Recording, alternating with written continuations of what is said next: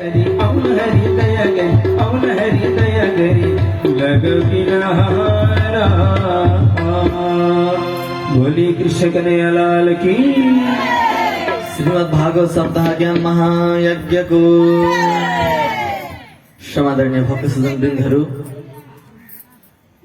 हामीले हिजोको दिनमा श्रवण गर्दै आइरहेका थियौं कि पञ्चम स्कन्धमा हामीले भरत चरित्र श्रवण गर्दै गर्दै हामीले केही नरकको वर्णनहरू श्रवण गर्यौं र हामीले हिजोको कथालाई विश्राम गरेका थियौं। अब षष्ठ स्कन्धमा आएर यहाँनिर राजाले भन्नुहुन्छ, हे प्रभु, हे सुकदेवजी महाराज, हजुरले जुन त्यो नरकको वर्णन गर्नुभयो त्यसले त मलाई साह्रै डर लागिरहेको छ। मेरो जिउ थर थर कामिरहेको छ, रौँहरू ठाडा ठाडा भएका छन्। त्यसकारणले गर्दा मनुष्यहरू कसरी त्यस नरकबाट निवृत्त भएर जान्छन् त? मनुष्यले कस्तो कर्म गर्नुपर्छ त्यस नरकमा नजानका निमित्त त्यो पनि हजुरले भनिदिनुहोस् भनेर परिचित राजाले सुकदेव स्वामीलाई भन्नुभयो। अब सुकदेव स्वामीले भन्नुहुन्छ, हे परीक्षित, त्यो नरक भनेको त डराउने चिज होइन नि। किन? नरक भनेको मैले हिजो पनि भने, नरक भनेको के हो? वासिङ मेसिन हो अरे भक्तजनहरू।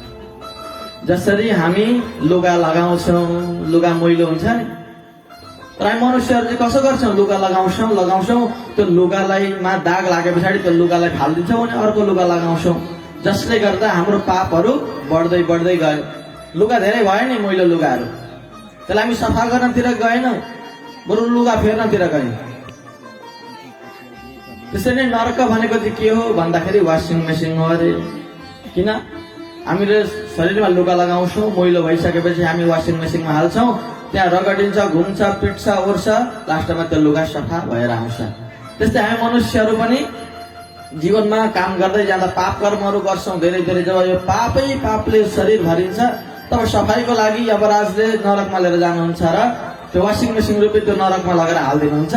खुब त्यहाँ यमराजले धुलाइ पिटाइ गर्नुहुन्छ र त्यो जब त्यो लुगा सफा भए जस्तै हाम्रो यो शरीर पनि जब पवित्र हुन्छ, त्यो पापहरू जब त्यहाँ काटिन्छ, तब फेरि हामी यस धराधाममा आउँछौँ। कृष्ण कन्हैया लालको। हेर्नुहोस् है, एउटा मनुष्यले 3 तरिकाबाट पाप गर्दछ सज्जनहरू। के त? कृतस्य कुर्यान् मन उक्ति पाणिभिः। मन उक्ति पाणिभिः, यो मनद्वारा यदि हाम्रो मनले सज्जनहरू यदि कसैलाई नराम्रो सोध्दछ, नराम्रो भन्दछ भने त्यो पनि हामीले गरेको पाप नै हो सज्जन वृन्दहरू, हैन? हाम्रो स्वभाव कस्तो हुन्छ? वर्षक मानिसको हामी नराम्रा कुराहरू चाहिँ देखाइदिन्छौँ। हामी मानिसहरूको नराम्रा कुरा हामीलाई गर्न मजा आउँछ, तर राम्रा कुराहरू गर्न हामी गर्दैनौँ राम्रा कुरा चाहिँ। तर हामीले जति अरूको नराम्रो कर्महरूको बारेमा व्याख्या गर्छौँ, हाम्रो पनि त्यति नै पापहरू बढ्दै जान्छन् अरे सज्जनहरू। र हामीले अरूको पुण्यका कर्महरू गर्दै गर्यौँ, अरूले पुण्य गरेका कामहरूको बारेमा हामीले भन्दै गर्यौँ भने हाम्रो पनि पुण्यहरू बढ्दै जान्छन् अरे। हाम्रो मनले यदि अरू कसैलाई नराम्रो सोच्छ, नराम्रो चिताउँछ भने त्यो पनि पाप हो। हाम्रो यो हातले कसैलाई नराम्रो गर्छ, कुभलो गर्छ, कसैलाई कुट्छ, पिट्छ, हत्या गर्छ, हिंसा गर्छ भने त्यो पनि पाप हो सज्जनहरू। त्यस्तै गरी हाम्रो बोलीले यदि कसैलाई नराम्रो शब्दहरू प्रहार गर्दछ भने त्यो पनि पाप हो। हेर्नुहोस्, मनुष्यलाई बरु तपाईँ 4 झापड हान्नु आफ्ना छोराछोरीहरूलाई, कसैलाई यदि रिस उठेको छ भने त्यो बरु केही समय पछाडि त्यो ठिक हुन्छ, तर हजुरले तीखो बाण रूपी बोलीद्वारा उसको हृदय छिन्न भिन्न बनाइदिनु भएको छ भने उसले जिन्दगी भर पनि त्यो कुरा बिर्सदैन र त्यो कुराले उसलाई जिन्दगी भर पीडित बनाइरहन्छ। भक्तवत्सल भगवानको। हेर्नुहोस् त, हाम्रो 84 लाख योनिमा हामी मनुष्य भएर जन्मियौँ, आयौँ। हामीले भगवानका निमित्त के गरेका छौँ? हामीले के गरेका छौँ? त्यस्ता कर्महरू न केही गरेका छैनौँ।